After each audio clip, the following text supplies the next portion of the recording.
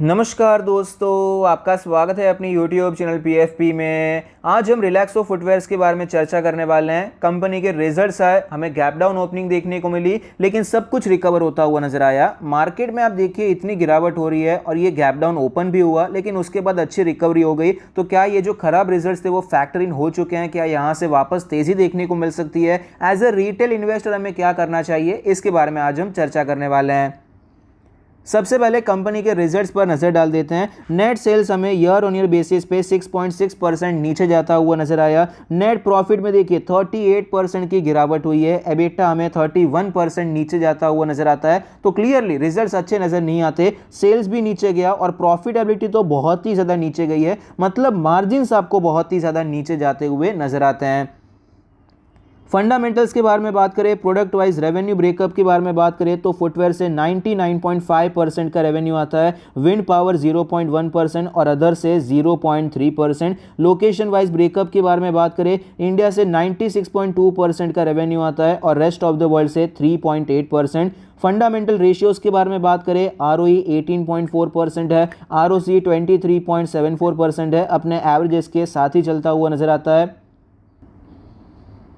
Company के net profit margin के बारे में बात करें तो लेटेस्ट 12.36% है। ये लेटेस्ट मतलब FY21 का है, लेकिन फिलहाल जो FY22 के रिजल्ट्स आए हैं, पूरे साल का जो हमें यहाँ पर नेट प्रॉफिट मार्जिन नजर आता है वो अप्रॉक्सीमेटली 8.5% का है, जो कि अपने 5 ईयर और 3 ईयर एवरेज से भी नीचे नजर आता है। तो ऐसा नहीं हुआ है कि सिर्फ क्वार्टरली बेसिस पे आपको गिरावट देखने को मिली है, मार्जिन नीचे गया है, पूरे फाइनेंशियल ईयर में आपको मार्जिन नीचे जाता हुआ नजर आता है। डेट टू इक्विटी के बारे में बात करें, जीरो है, कंपनी पर कोई कर्जा नहीं है। फाइनेंशियल ट्रेंड आप देख सकते हैं, रेवेन्यू तो आपको यहां पर बढ़ता हुआ नजर आया, अच्छी बात है, लेकिन सेल्स में देखिए, सेल्स नहीं माफ कीजिए, प्रॉफिट में देखिए प्रॉफिटेबिलिटी आपको यहां पर गिरती हुई नजर आती है। 0.29 से 0.23 हो चुका है, तो क्लियरली आपको गिरावट देखने को मिली है। 2020 में भी 0.23 का प्रॉफिट था, 2022 में भी 0.23 का प्रॉफिट था, लेकिन सेल्स आपको यहां पर बढ़ता हुआ नजर आया। इसका मतलब है कि मार्जिन जो 2020 में चल रहा था उससे भी बुरे मार्जिन आपको 2022 में नजर आते हैं।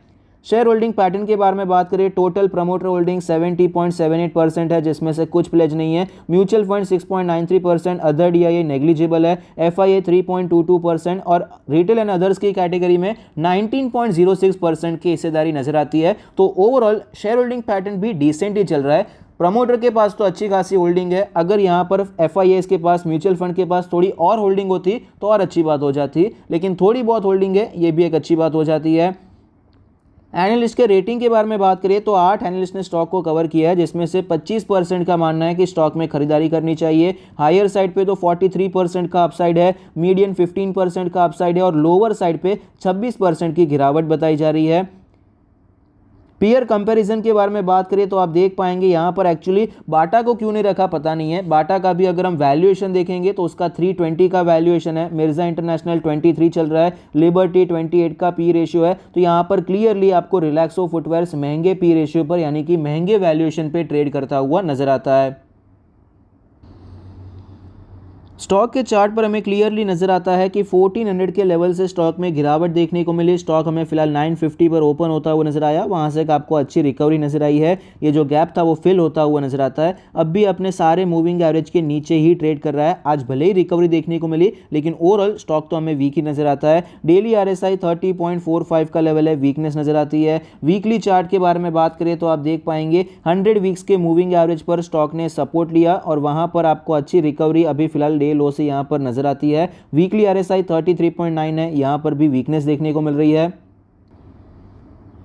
इंपॉर्टेंट लेवल्स के बारे में बात करें तो आप देख पाएंगे 940 950 के आसपास एक इंपॉर्टेंट सपोर्ट है, क्योंकि पहले यहां पर कंसोलिडेट किया था, उसके बाद ही एक अच्छी रैली स्टॉक में हमें देखने को मिली थी। सपोर्ट के बारे में तो डिस्कस कर लिया। रेजिस्टेंस के बारे में बात करें तो 1200 के आसपास का रेजिस्टेंस हमें दिखाई पड़ता है। मल्टीपल टाइम ये लेवल हमें टेस्ट भी होता हुआ नजर आया है। तो जब तक ये स्टॉक 1200 के ऊपर नहीं जाता है तब तक हमें यहाँ पर बहुत ज़्यादा बुलिश नहीं होना चाहिए। शॉर्ट टर्म के लिए पोजीशन बनाने से बचना चाहिए। तो क्या मिड टर्म के लिए पोजीशन बनानी चाहिए? तो देखिए मिड टर्म के लिए करके पोजीशन बना सकते हैं। अच्छे लेवल पे स्टॉक चल रहा है, यहाँ पर हम रिस्क रिवॉर्ड रेशियो भी अच्छा नजर आता है, लेकिन एक ही कैंडल के बेसिस पे हमें पोजीशन नहीं बनानी चाहिए। और ये जो बुरे रिजल्ट्स हैं वो फैक्टर इन हो चुके हैं, ऐसा ज़रूरी नहीं है। कई बार यहाँ पर आपको और बाद में गिरावट दिखाई पड़ती है, एक बार तो रिकवरी आ गई लेकिन उसके बाद धीरे धीरे करके आपको सेल ऑफ देखने को मिलता है। उसके बाद क्या रिएक्शन आता है, अगर ये सेल ऑफ आता है उसके बाद क्या हमें वापस बुलिश कैंडल देखने को मिलती है, तो हम यहाँ पर मिड टर्म के लिए पोजीशन बना सकते हैं। लॉन्ग टर्म के बारे में बात करें तो यहाँ पर खरीदारी करने के तो बारे में सोचा जा सकता है। ओवरऑल कंपनी तो मुझे अच्छी नजर आती है, ब्रांड वैल्यू काफ़ी अच्छी है, डिस्ट्रीब्यूशन नेटवर्क काफ़ी अच्छा है,